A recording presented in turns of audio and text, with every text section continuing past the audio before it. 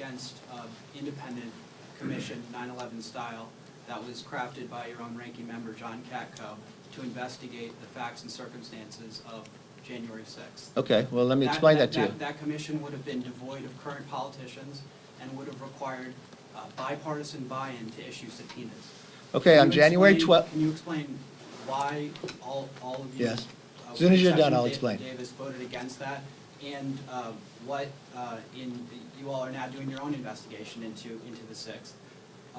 What in your opinion brought all of those rioters to the Capitol on that day?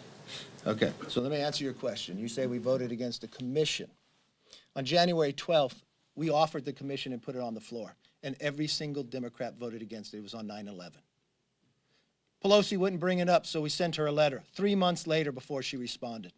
I'm not sure if you'd been into these press conferences before that I do weekly, but we would talk about that week after week. When Nancy Pelosi wanted to negotiate about it, she wanted to eliminate what we could look at. She wanted the scope to be very narrow. In that time while she waited, we lost another officer on the gate over here by a terrorist attack to run over and had a knife. She said we couldn't look at that.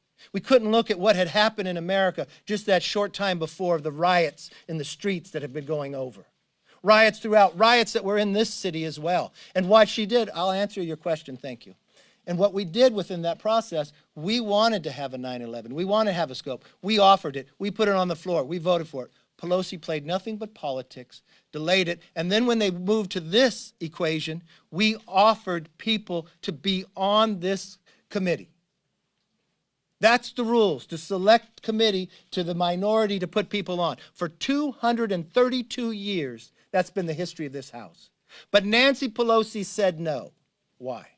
Well, she didn't participate with the Senate bipartisan committee. Maybe she didn't want people to be able to question. It's American history.